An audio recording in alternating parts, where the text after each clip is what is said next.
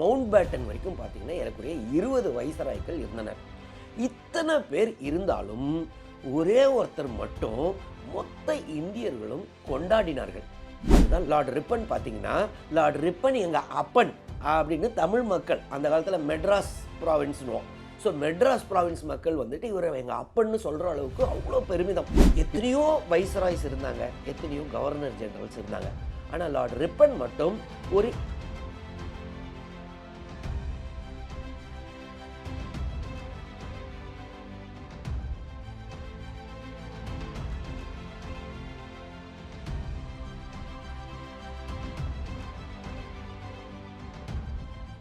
வணக்கம். Israel Jabasingh.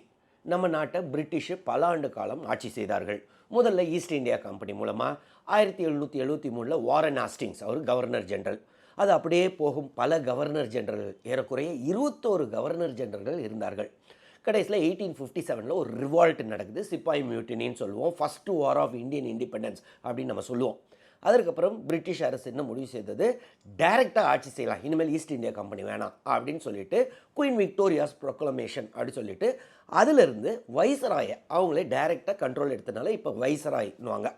First யாருன்னா Lord Canning, ஏற்கனவே கவர்னர் ஜெனரலாக இருந்தவர், அவரே வைசராயை அப்பாயின்ட் பண்ணுறாங்கங்க. அதற்கப்புறம் மவுண்ட் பேட்டன் வரைக்கும் பார்த்தீங்கன்னா ஏறக்குறைய 20 வைசராய்கள் இருந்தனர். இத்தனை பேர் இருந்தாலும் ஒரே ஒருத்தர் மட்டும் மொத்த இந்தியர்களும் கொண்டாடினார்கள். அதுதான் லார்ட் ரிப்பன். லார்ட் ரிப்பன் பார்த்தீங்கன்னா லார்ட் ரிப்பன் எங்கள் அப்பன் அப்படின்னு தமிழ் மக்கள் அந்த காலத்தில் மெட்ராஸ் ப்ராவின்ஸ்னுவோம். ஸோ மெட்ராஸ் ப்ராவின்ஸ் மக்கள் வந்துட்டு இவரை எங்கள் அப்பன்னு சொல்கிற அளவுக்கு அவ்வளோ பெருமிதம். வெறும் மெட்ராஸ் ப்ராவின்ஸ் மட்டும் இல்லை, பாகிஸ்தானுடைய முல்டான்னு ஒரு சிட்டி இருக்குது, அங்கே லார்ட் ரிப்பன் பில்டிங்னு ஒன்று வச்சாங்க. இன்றைக்கும் சென்னையில் பார்த்தீங்கன்னா ரிப்பன் பில்டிங் இருக்குது. இன்றைக்கும் கர்நாடகாவில் ஷிமோகா டிஸ்ட்ரிக்டில் ரிப்பன்பேட்டை அப்படின்னு ஒன்று இருக்குது. கல்கத்தாவில் ரிப்பன் ஸ்ட்ரீட் அப்படின்னு இருக்குது. ஏன் ரிப்பன் மேலே இவ்வளோ ஒரு பாசம்? லார்ட் ரிப்பன் பார்த்தீங்கன்னா ஒரு பார்ன் வித் சில்வர் ஸ்பூன் அப்படின்னு சொல்லுவாங்க. பயங்கர பணக்கார குடும்பம். அவர் பிறந்ததே எங்கன்னா 10 டவுனிங் ஸ்ட்ரீட் லண்டனில். அதுதான் பிரதமர், இன்றைக்கு வரைக்கும் பிரதமருடைய இல்லம், பிரிட்டிஷ் பிரதமருடைய இல்லம் பார்த்தீங்கன்னா 10 டவுனிங் ஸ்ட்ரீட். ஸோ இவர் பிறக்கும்போது அவங்க அப்பா, அதான் ராபின்சன், அவர் வந்து பிரதமராக இருந்தார். ஸோ இவர் வந்து இவருடைய பேர் என்னென்னா ஜார்ஜ் ராபின்சன், லார்ட் ரிப்பனுடைய ஒரிஜினல் பேர். அவர் வந்து ஒரு பணக்கார குடும்பம், பவர்ஃபுல் குடும்பம். எந்த வைசராயுமே 10 டவுனிங் ஸ்ட்ரீட்டில் பிறக்கலையாங்க, இவர் ஒருத்தர் தான். ஸோ இப்படிப்பட்ட ஒரு இன்ஃப்ளூயன்ஷியல் ஃபேமிலியிலேருந்து வந்தவர் 1880 வந்துட்டு இவரை வைசராயை பிரிட்டிஷ் கவர்மெண்ட் அப்பாயின்ட் பண்ணுறாங்கங்க இந்தியாவுக்கு. ஸோ இவர் இந்தியா வந்து கப்பலில் வந்து இறங்குறாரு பாம்பேயில். அங்கேயே கொஞ்சம் ரிபல்லியஸாக இருந்திருக்காரு. அதாவது சாதாரணமாக பிரிட்டனை பொறுத்தவரை அவங்க வந்துட்டு ப்ரொட்டஸ்டன்ட் கிறிஸ்டியன்ஸ்லேயே 2 வகைங்க. ஒன்று ப்ரொட்டஸ்டன்ட் கிறிஸ்டியன்ஸு, இன்னொன்று ரோமன் கேத்தலிக்ஸு. பிரிட்டிஷை பொறுத்தவரை ப்ரொட்டஸ்டன்ட் கிறிஸ்டியனிட்டியை தான் அவங்க ஃபாலோ பண்ணுவாங்க. அவங்க எல்லா ராஜாக்களாக இருக்கட்டும் இல்லை ராணிக்களாக இருக்கட்டும் எல்லாருமே ப்ரொட்டஸ்டன்ட் மதத்தை சார்ந்தவர்கள். ஆனால் இவர் தான் ஒரே வைசராய் ரோமன் கேத்தலிக்கு. இவர் வந்த உடனே பாம்பே போர்ட்டில் இறங்கின உடனே நேராக போய் பாம்பேயில் உள்ள ரோமன் கேத்தலிக் சர்ச்சுக்கு போயிருக்காரு. அங்கே ப்ரே பண்ணிட்டு தான் கிளம்புனாராங்க. அங்கேருந்து ட்ரெயினை பிடிக்கிறாரு. நேராக வந்துட்டு அப்போ வந்துட்டு சம்மர் கேபிட்டல் அப்படின்னு சொல்லுவாங்க. இந்தியாவுடைய சம்மர் கேபிட்டல் எதுனா ஷிம்லா. சாதாரணமாக கேபிட்டல் கல்கட்டா. சம்மர் டைமில் ரொம்ப ஹீட்டாக இருக்குன்றதுனால சிம்லாவில் இருப்பாங்க. இப்போது சிம்லாவுக்கு போய் பதவி ஏற்கிறார். பதவி ஏற்ற உடனே பிரிட்டனுக்கு ஒரு அதிர்ச்சியை கொடுக்குறாரு. இவர் வந்து பிரிட்டனுடைய வைசராய். என்ன பார்க்குறாரு, என்னங்க இந்தியாவிலேருந்து நிறைய பணம் எங்கே போகுதுன்னா செகண்ட் ஆப்கன் வார், ஆங்கிலோ ஆப்கன் வார்னு அப்போ ஒன்று நடந்துக்கிட்டு இருந்துச்சுங்க. இவருடைய ப்ரெடிசஸர் யாருன்னா லார்ட் லிட்டன் அப்படின்வாங்க. அவர் சமயத்தில் ஆரம்பித்தது. ரஷ்யாவுடைய இன்ஃப்ளூயன்ஸ் வந்துட்டு ஆப்கானிஸ்தானில் வருதுன்ட்டு அதை ப்ரிவெண்ட் பண்ணுறதுக்காக பிரிட்டனுக்கும் ஆப்கானிஸ்தானுக்கும் சண்டை நடக்குது. ஆனால் இந்த சண்டைக்கு சோல்ஜர்ஸு, பணம் எல்லாம் எங்கேருந்து போய்கிட்டு இருந்துச்சுன்னா இந்தியாவிலேருந்து போய்கிட்டு இருந்துச்சு. இது இந்தியாவிலேருந்து பணம் எதுக்கு அதுக்கு போகணும் அப்படின்னு. இதற்கு முன்னாடியே பார்த்தீங்கன்னா தாதாபாய் நவரோஜி அப்படின்றவர் நம்ம இந்தியாவுடைய ஃப்ரீடம் ஃபைட்டர். அவர் என்ன சொல்லுவார், எக்கனாமிக்காக பிரிட்டன் வந்துட்டு நம்மளை எக்ஸ்ப்ளாய்ட் பண்ணிக்கிட்டு இருக்காங்கன்னு முதல் சொன்னது தாதாபாய் நவரோஜி. ஆனால் இந்தியாவுடைய இதை பண்ணி ஒரு பிரிட்டிஷ் வைசராய் சண்டை போட்டாராம். முடியாதுங்க, இதை முதல்ல தான் நிறுத்திடுவோம் அப்படின்னு சொல்லிட்டு அந்த வாரம் ஏதோ நெகோஷியேட் பண்ணி சமாதானத்தை கொண்டு வந்துட்டு வித்ட்ரா பண்ணிகிட்டு இருக்காரு இந்தியன் ட்ரூப்ஸை. ஏன், ஏன்னா இந்தியன் எக்கானமி ட்ரீன் ஆகுது, எதுக்கு தேவையில்லாமல் இந்திய பணம் அங்கே போகணும் அப்படின்னு. ஸோ வந்த உடனே ஃபஸ்ட்டு ஸ்டெப்பே அவர் இந்த மாதிரி எடுத்திருக்காரு. இவர் பார்த்தீங்கன்னா ஏன் ரிபல்லியஸ் அப்படின்னு சொல்லுவாங்கன்னா, இவங்க அப்பா பார்த்தீங்கன்னா கன்சர்வேட்டிவ் பார்ட்டியை சேர்ந்தவர். கன்சர்வேட்டிவ்ன்றது என்னது? காலங்காலமாக வலதுசாரி கட்சி, காலங்காலமாக எதிர்க்கோ ட்ரெடிஷனை ஃபாலோ பண்ணுறவங்க. ஆனால் இவர் பார்த்தீங்கன்னா கொஞ்சம் கொஞ்சமாக லிபரலாக இருந்து அப்படியே லெஃப்ட் லீனிங் வந்துடும். இவரை பொறுத்தவரை இல்லைங்க, எதெல்லாம் தப்போ அதெல்லாம் நேராக கேட்போம், காலங்காலமாக இருக்குன்றதுக்காக அதெல்லாம் தப்பை கண்டினியூ பண்ண முடியாது அப்படின்னு சொல்கிறவர். அதற்கு அடுத்தது பார்த்திங்கன்னா, இந்தியாவில் உள்ள நிறைய ஃபேக்ட்ரிஸ், அப்போ பார்த்திங்கன்னா ஃபேக்ட்ரிஸ்லாம் சட்டம் எதுவும் கிடையாது, சின்ன குழந்தைங்கள்லாம் வேலை செய்வாங்களாம். அப்போது எப்படி குழந்தைங்க இப்படி இருந்தால் படிக்காமல் இருப்பாங்களே அப்படின்னு சொல்லி 7 வயசு வரைக்கும் இனிமேல் குழந்தைங்களை வேலைக்கு சேர்க்கக்கூடாது அப்படின்னு அபாலிஷ் பண்ணுறாரு. 1871 ஃபேக்ட்ரிஸ் ஆக்ட், முதல் இந்தியாவில் ஃபேக்ட்ரிஸ் ஆக்ட் கொண்டு வரது இவர் தாங்க. அதற்கப்புறம் 14 வயசுக்குள்ளே இருந்தால் அவங்களுக்கு இவ்வளோ நேரம் தான் வேலை வாங்க முடியும். அதற்கப்புறம் வாரத்துக்கு அட்லீஸ்ட் 1 நாள் லீவ் விடணும், மாதத்துக்கு 4 நாள் லீவ் விடணும், லஞ்ச் பிரேக் விடணும். இந்த மாதிரி நிறைய சட்டங்களை கொண்டு வரார். 7 வயசுன்றது இன்றைக்கி பார்த்திங்கன்னா ரொம்ப இதாக இருக்கும். அன்னைக்கு 7 வயசுலலாம் நிறைய பேர் வேலை செஞ்சுக்கிட்டு இருந்திருக்காங்க. ஸோ ஒரு ஃபஸ்ட்டு ஸ்டெப் எடுத்தது லார்ட் ரிப்பன் தான். அதற்கு அடுத்தது குழந்தைங்கள்லாம் ஏன் படிக்காமல் இருக்காங்க அப்படின்னு சொல்லி எஜுகேஷனை ரிஃபார்ம் பண்ணணுன்னு பார்க்குறாரு. ஸோ ஃபஸ்ட்டு இந்தியாவுக்கு ஒரு எஜுகேஷன் கமிஷனே போடுறாருங்க. வில்லியம் ஹண்டர் அப்படின்னு ஒரு ஐசிஎஸ் ஆஃபீஸர், இப்போ ஐஏஎஸ்ன்னு சொல்கிறோம், அந்த காலத்தில் ஐசிஎஸ்ன்னு சொல்லுவாங்க, இந்தியன் சிவில் சர்வீஸ்னு. ஒரு ஐசிஎஸ் ஆஃபீஸரை அப்பாயின்ட் பண்ணுறாரு. நீ படித்து ஏதாவது நல்ல ரெக்கமெண்டேஷன் கொடு, நல்ல எஜுகேஷன் இந்தியாவில் இம்ப்ரூவ் ஆகணும்னு. அதற்கப்புறம் அவர் அந்த காலம் எப்படி அடுப்பூதும் பெண்களுக்கு கல்வி எதற்குன்னு, ஆனால் இவர் தான் அந்த வில்லியம் ஹண்டர் கமிஷன் மூலமாக பெண்களுக்கு கல்வி ரொம்ப இம்பார்ட்டன்ட்னு கொண்டு வராரு. வில்லியம் ஹண்டர் அந்த கமிஷன் கொடுத்த எல்லா ரெக்கமெண்டேஷனும் இம்ப்ளிமெண்ட் பண்ணியிருக்காருங்க. ஃபஸ்ட்டு ப்ரைமரி எஜுகேஷன் அப்படின்னு ஒன்று கொண்டு வருவோம். அதில் வெர்னாக்குலர் லாங்குவேஜ், அதாவது இப்போ தமிழ்நாட்டு மக்கள் தமிழில் படிக்கட்டும், தெலுங்கு படிக்கட்டும். ஸோ அந்த வெர்னாக்குலர் லாங்குவேஜுக்கு இம்பார்ட்டன்ஸ் கொடுத்துருக்காரு. அதற்கு அடுத்தது இங்கிலீஷ் லாங்குவேஜுக்கு. அது இல்லாமல் ஒவ்வொரு டிஸ்ட்ரிக்ட்லேயும் ஒரு மாடல் ஸ்கூலை ரெடி பண்ணுங்கள், அந்த ஸ்கூலை பார்த்துட்டு மற்ற ஸ்கூல்லாம் இம்ப்ரூவ் ஆகும்ட்டு.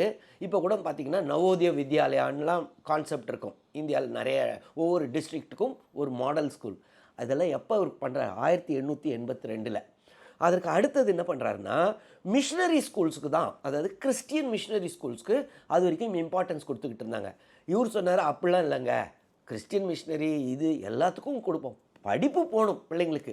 அதனால் என்ன பண்ணுறாரு, எல்லா ப்ரைவேட் ஸ்கூல்ஸ் இருக்குல்ல அதுக்கும் கவர்மெண்ட் எய்டு கொடுத்துக்கிட்டான். அவன் கல்வி தானே தரான், படிப்பு சொல்லித்தரவனுக்கு நம்ம கவர்மெண்ட் சப்போர்ட் பண்ணுவோன்னு. ஸோ இது எல்லாமே வில்லியம் ஹண்டர் கமிஷனுடைய ரெக்கமெண்டேஷன். ஆனால் ஃபஸ்ட்டு எஜுகேஷன் கமிஷனே இந்தியாவில் இது தான், அதை அப்பாயின்ட் பண்ணதே லார்ட் ரிப்பன் தான். அது இல்லாமல் இந்த ரெக்கமெண்டேஷன்லாம் இம்ப்ளிமெண்ட் பண்ணியிருக்காருங்க. அதுக்கு அடுத்தது பார்த்திங்கன்னா, அந்த காலத்தில் ஒருத்தர் சிவில் சர்வீசஸில் ஜாயின் பண்ணணுன்னா, அதாவது ஐசிஎஸ் ஆஃபீஸர் ஆகணுன்னா லண்டனில் போய் தான் எக்ஸாம் எழுதணும். லண்டனில் எத்தனை பேர் போய் எழுத முடியும்? ஸோ ஒரு ப்ரிவிலேஜ்டு கிளாஸ்க்கு மட்டும்தான் இந்த சிவில் சர்வீஸ் எக்ஸாம் எழுதுகிற வாய்ப்பு இருந்துச்சு. அது இல்லாமல் இவருடைய ப்ரெடிசஸர் பார்த்திங்கன்னா லார்ட் லிட்டன், அவர் என்ன யோசிச்சார், எதற்காக இந்தியர்கள் ஐசிஎஸ் ஆஃபீஸர் ஆகணும்? மேக்ஸிமம் ஏஜ் லிமிட் அந்த காலத்தில் பார்த்திங்கன்னா 21 இயர்ஸ் இருந்துச்சான். அதை இவர் குறைச்சிட்டாருங்க, 19 வயசு அப்படின்னு குறைச்சிருக்காரு. லார்ட் ரிப்பன் வந்த உடனே இமீடியட்டாக அந்த 19 வயசை ரிவர்ஸ் பண்ணியிருக்காரு, 21 வயசு வரைக்கும் எழுதலாம். அதற்கு அடுத்தது என்ன பண்ணியிருக்காரு, ஏன் லண்டன் போய் எழுதணும், இந்தியாவிலையும் எழுதலாமே அப்படின்னு சொல்லி ஒரு ரெக்கமெண்டேஷன் கொடுத்துருக்காரு. அது இவரால் முடிவு பண்ண முடியாதான். ஸோ அது யூகேயில் உள்ள கவர்மெண்ட்டுக்கு போயிருக்கு. ஆனால் அந்த கவர்மெண்ட் பார்த்திங்கன்னா இல்லை அதெல்லாம் முடியாது அப்படின்னு சொல்லி இவருடைய ரெக்கமெண்டேஷனை ரிஜெக்ட் பண்ணியிருக்காங்க. பின்னாளில் பார்த்திங்கன்னா 1922 தான் முதல்ல சிவில் சர்வீஸ் எக்ஸாம் இந்தியாவிலையும் லண்டன்லேயும் நடந்துச்சு. அது வரைக்கும் வெறும் லண்டனில் தான் நடக்கும். அதற்கு அடுத்தது சால்ட்டுக்கு ஏன் இவ்வளோ டேக்ஸு? பார்த்திங்கன்னா சால்ட்டு மேலே அவ்வளோ டேக்ஸ் போடுவாங்களாம். சால்ட்டு டேக்ஸ் எல்லாம் குறை அப்படின்னு சொல்லி பயங்கர டிராஸ்டிக்காக குறைச்சிருக்காரு. 1930 தான் நம்மளுடைய மகாத்மா காந்தி சால்ட்டு சத்தியாகிரகா அப்படின்னு போராட்டத்தில் ஈடுபட்டார். ஆனால் அதற்கெல்லாம் பல வருஷம் முன்னாடி 1881-82 அதுவும் ஒரு பிரிட்டிஷ் வைஸ்ராய் லார்ட் ரிப்பன் சால்ட்டுக்கு ஏன் இவ்வளோ ஜாஸ்தியாக டேக்ஸ் போட்டுக்கிட்டு இருக்கோம், எல்லா மக்களும் யூஸ் பண்ணுவாங்களே அப்படின்னு சொல்லி அதை டிராஸ்டிக்காக குறைச்சிருக்காரு. அதற்கு அடுத்தது பார்த்திங்கன்னா லார்ட் ரிப்பன்னாலே நம்ம என்ன சொல்லுவோம், father of local self government அப்படின்னு. ஏன்னா இன்றைக்கும் மெட்ராஸ் கார்ப்பரேஷன் அந்த பில்டிங் பார்த்தீங்கன்னா லார்ட் ரிப்பன் பில்டிங் தான் சொல்கிறோம்.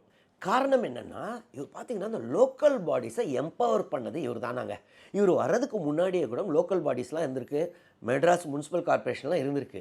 ஆனால் இவர் தான் அதெல்லாம் எதுக்கு ஒரு பேருக்கு வச்சுருக்கீங்க, மொத்தத்துக்கு மொத்தம் கவர்மெண்ட் கண்ட்ரோலில் வச்சுக்கிட்டு அவங்களுக்கே பவரை கொடுத்துருங்க, அந்த மக்களே முடிவு பண்ணிக்கிட்டோம், அவங்களுக்கு ஃபினான்ஷியல் பவரை கொடுத்துருங்க அப்படின்னு முடிவு பண்ணியிருக்காரு. முக்கியமானது என்ன பண்ணியிருக்காருன்னா, எல்லாரும் இந்தியர்கள் வரட்டும், அதுக்கு அவ்வளோ ஒரு எதிர்ப்பான். அது எப்படிங்க இந்தியர்கள் வந்துட்டு இந்த மாதிரி முனிசிபல் பாடிஸ்லலாம் இருக்கலான்னு? இல்லை இந்தியர்களை அங்கே லோக்கல் மக்கள் எலெக்ட் பண்ணட்டும், ஸோ இந்தியன் ரெப்ரசன்டேஷனாக இருக்கட்டும் அப்படின்னு முடிவு பண்ணியிருக்காருங்க. வெறும் அர்பன் பாடிஸ் மட்டும் இல்லை, ரூரல் அதாவது பஞ்சாயத்து பாடிஸ்க்கும் இந்த மாதிரி ஒரு பாலிசி டெசிஷனை எடுத்திருக்காரு. அதனால தான் அவரை father of local self government அப்படின்னு சொல்கிறோம். அதுக்கு அடுத்த ஒரு முக்கியமான எடுத்த டெசிஷன் என்னென்னா, வெர்னாக்குலர் ப்ரெஸ் ஆக்ட் அப்படின்னு ஒன்று இருந்துச்சாங்க. அதை வந்துட்டு ரெப்பீல் பண்ணிட்டார், எடுத்து விட்டார். என்ன காரணம்? இதற்கு முன்னாடி இவருடைய ப்ரெடிசஸர் லார்ட் லிட்டன் என்ன பண்ணாராம், இந்த பாருங்கங்க, வெர்னாக்குலர் ப்ரெஸ் அப்படின்னா இந்திய மொழிகளில் இருக்கிற பத்திரிகைகள், அவங்கள வந்துட்டு பிரிட்டிஷ் அரசை எதுவுமே எதிர்க்கக்கூடாது. அந்த மாதிரி எதிர்த்து ஏதாவது ஆர்டிக்கிள் எழுதுனா லைசன்ஸை கேன்சல் பண்ணிடும். அது இல்லாமல் பிரிட்டிஷில் அப்போ பார்த்தீங்கன்னா பிரிட்டிஷ் ஆங்கிலோ ஆப்கன் வார் போய்கிட்டு இருந்துச்சுல, அதை கிரிட்டிசைஸ் பண்ணாங்களாம், நம்ம நாட்டு இது பணம்லாம் ட்ரெயின் ஆகுதுன்னு. இந்த மாதிரி ஏதாவது எடுத்தாலும் நீங்கள் எழுதவே கூடாது, எழுதுனா உங்களுடைய லைசன்ஸ் கேன்சல் ஆயிரும்னு. இவர் வந்த உடனே இல்லை வெர்னாக்குலர் ப்ரெஸ்ஸுனா அவங்களுக்குரிய உரிமைகள் இருக்குது, அவங்களும் ஃப்ரீடம் ஆஃப் ப்ரெஸ் வெறும் யூரோப்பியன் ப்ரெஸ்ஸுக்கு மட்டும் இல்லை. அந்த காலத்தில் பார்த்திங்கன்னா இந்தியாவில் யூரோப்பியன் ப்ரெஸ்ஸும் இருந்திருக்கு, அதாவது பிரிட்டிஷ் மக்கள் நடத்திய பத்திரிகைகள், அவங்களாம் வரை இவர் கிரிட்டிசைஸ் பண்ணுறாங்களாம். அது எப்படி வெர்னாக்குலர் ப்ரெஸ் ஆக்டை போய் எடுக்கலாம், அப்போ லோக்கல் இந்திய பத்திரிகைகளை நமக்கு எதிராக எழுதுவாங்களான்னு. ஆனால் இவர் வந்துட்டு கிளியராக முடிவு பண்ணிட்டாராம், அதெல்லாம் கிடையாதுன்னு அந்த வெர்னாக்குலர் ப்ரெஸ் ஆக்டை ரிமூவ் பண்ணியிருக்காருங்க. அதுக்கு அடுத்தது அவர் கிளம்புறதுக்கு முக்கியமான ரீசன், சாதாரணமாக ஒரு வைஸ்ராய்னா 5 வருஷம் டென்யூர் இருக்குங்க. ஆனால் இவர் பார்த்திங்கன்னா 4 வருஷத்துலேயே கிளம்பிட்டாருங்க. இவரை தவிர வேறு யார் போனார்னா லார்ட் கர்சன் இந்த மாதிரி சீக்கிரமே போயிருப்பாருங்க. இவர் ஒரு கோவத்தில் ரிசைன் பண்ணிவிட்டு போயிட்டார். காரணம் என்னன்னு பார்த்தீங்கன்னா இல்பர்ட் பில். இந்த இல்பர்ட் பில் என்னென்னா, அந்த காலத்தில் இந்தியாவில் ஒரு ப்ராக்டிஸ் இருந்துச்சுங்க, யூரோப்பியன் ஜட்ஜஸ் மட்டும்தான் இந்தியாவில் இருக்கிற யூரோப்பியன்ஸ்க்கு ஜட்ஜ்மெண்ட் கொடுக்க முடியும். இந்தியன் ஜட்ஜஸ் நிறைய பேர் இருப்பாங்கள்ல, அவங்கக்கிட்டலாம் கோர்ட்டில் யூரோப்பியன்ஸ் போய் முன்னாடி நிற்கக்கூடாது. ஏன்னா இந்தியன் ஜட்ஜு முன்னாடி எப்படி யூரோப்பியன்ஸ் இருக்க முடியும்னு. ஆனால் பார்த்தீங்கன்னா நிறைய டீ எஸ்டேட்ஸ்லாம் நம்ம இந்தியர்களை, இந்த யூரோப்பியன்ஸ் தான் அதை வச்சுருப்பாங்க, அந்த டீ எஸ்டேட்ஸு, அவங்க வந்துட்டு அடித்தே கொண்டிருப்பாங்க நிறைய பேர். ஆனால் இந்த மாதிரி அஃபென்சஸ்க்கெலாம் யூரோப்பியன்ஸ்கிட்ட தான் போகணும், இந்திய ஜட்ஜு முன்னாடி கொண்டு வரக்கூடாதுன்றது தான் ரூலுங்க. இவர் என்ன யோசிச்சார், அது எப்படிங்க, எல்லாரும் சட்டத்துக்கு முன்னாடி சமம், அப்போது இவங்க தப்பு பண்ணாங்கன்னா இந்தியன் ஜட்ஜாக இருந்தானே யூரோப்பியன் ஜட்ஜான, தப்பு பண்ணிங்கல்ல போய் நில்லுங்க, இந்தியன் ஜட்ஜஸும் குவாலிஃபைட் தான் அப்படின்னு சொல்லியிருக்காருங்க. இதற்காக தான் அந்த இல்பர்ட் பில்னு ஒன்று கொண்டு வந்திருக்காரு. ஆனால் பார்த்தீங்கன்னா அப்படி ஒரு போராட்டமாம் இந்தியாவில் இவருக்கு எதிராக. யார் போராட்டம் பண்ணால் யூரோப்பியன்ஸ் தான். அவங்க என்ன சொன்னாங்க, இவருக்கு என்ன பைத்தியம் பிடிச்சி போயிடுச்சா, அது எப்படி நாங்கள் போய் அங்கே நிற்க முடியும், இந்தியன் ஜட்ஜஸ்க்கெலாம் அவ்வளோ அறிவு இருக்குமா, அது இல்லாமல் எங்கள் பெண்கள்லாம் அங்கே போய் நிற்க முடியுமா, இந்தியன் ஜட்ஜஸ் பார்ப்பாங்களே, அவங்க தப்பான பார்வை பார்ப்பாங்களே, இந்த மாதிரிலாம் பேசியிருக்காங்கங்க. இவர் வந்துட்டு விடாப்புடியாக இல்லை இது கரெக்டாக சட்டத்துக்கு முன்னாடி எல்லாம் சமம் அப்படின்னு கொண்டு போயிருக்காரு. ஆனால் கடைசியில் இவருக்கு எதிராக யூரோப்பில், யூகேயில் பார்த்தீங்கன்னா அப்படி டைம் மேகசின், நிறைய மேகசின்ஸ்லாம் எழுத ஆரம்பிச்சிருக்காங்க. இந்தியாவிலையும் நிறைய மேகசின்ஸ் எழுத ஆரம்பிச்சிருக்காங்க. ஒரு கட்டத்தில் அவங்க பிரைம் மினிஸ்டர் இன்டர்ஃபியர் பண்ணி யூகேலேருந்து சரி இதை கொஞ்சம் டைல்யூட் பண்ணிடலாம் அப்படின்னு சொல்லி, இந்த சட்டம் இருக்கட்டும், அதே சமயத்தில் ஒருவேளை அந்த தப்பு பண்ண யூரோப்பியன் வந்துட்டு இல்லை எனக்கு நம்பிக்கை இல்லை, எனக்கு 50% யூரோப்பியன்ஸ்லாம் சேர்ந்த ஒரு ஜூரி சிஸ்டம், அந்த காலத்தில் ஜூரி சிஸ்டம்னு ஒன்று இருக்கும், இப்போ கூட இங்கிலீஷ் படத்துலலாம் பார்த்தீங்கன்னா ஜூரி சிஸ்டம்னு ஒன்று இருக்கும், அதாவது சிவிலியன்ஸ்லாம் போய் உட்காரலாம் அந்த ஜட்ஜ்மெண்ட் இதில். ஸோ அந்த ஜூரி சிஸ்டம் இருந்திருக்கு. ஸோ 50% ஜூரிஸு யூரோப்பியன்ஸாக இருக்கணும் அப்படின்னு சொல்லி இந்த சட்டத்தை டைல்யூட் பண்ணியிருக்காங்க. இது வந்து இவருக்கு மிகப்பெரிய எரிச்சலை உண்டு பண்ணியிருக்கு. உடனடியாக 1884 இவர் ரிசைன் பண்ணிட்டாராங்க. எனக்கு போதும், ஏன்னா நான் என்னெல்லாம் நல்லது கொண்டு வரணும்னு நினச்சாலும் இங்கே உள்ள இந்த யூரோப்பியன்ஸு, குறிப்பாக சிவில் சர்வன்ட்ஸ் இருப்பாங்களே, அவங்களும் ஐசிஎஸ் ஆஃபீஸர்ஸ்லாம் பிரிட்டிஷர்ஸ் தானே, அவங்களும் இவருக்கு எதிர்ப்பான். ஸோ ஏன்டா இந்தியா வந்தோம் அப்படின்னு ஒரு எரிச்சலோட ரெசிக்னேஷன் அனுப்பிச்சிட்டு சிம்லாலேருந்து ட்ரெயினில் கிளம்பியிருக்காருங்க. ஆனால் பார்த்தீங்கன்னா இது காட்டு தீ மாதிரி பரவிருச்சான். இவருடைய ட்ரெயின் சிம்லாவில் கிளம்பி பாம்பே போகிற வரைக்கும் ஆங்காங்கே எல்லா இடத்துலையும் பார்த்தீங்கன்னா ட்ரெயின் நின்று போதான். பார்த்தீங்கன்னா வழி நெடுக்க இந்தியர்கள் கூட்டமாங்க. ஐயோ லார்ட் ரிப்பன் போகிறாரு, லார்ட் ரிப்பன் போகிறாரான்னு. கடைசியில் பாம்பேயில் போய் இறங்கணுன்னு பாம்பே போட்டு அப்படி ஒரு கூட்டமாக. காரணம் என்னென்னா, லார்ட் ரிப்பனை ஒரு வாட்டியாவது பார்த்துருவோம், ஏன்னா இவர் இங்கிலாந்து கிளம்ப போகிறாரு கப்பலில் அப்படின்னு. அப்போ தான் லார்ட் ரிப்பனுக்கு ஒரு சந்தோஷம் வந்துச்சான்.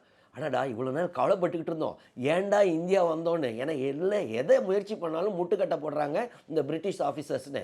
ஆனால் வந்தது நல்லது, ஏன்னா இத்தனை மக்கள் நம்மளை இவ்வளோ நேசிக்கிறாங்களே அப்படின்னு ஒரு சந்தோஷத்தோடு கிளம்பியிருக்காரு.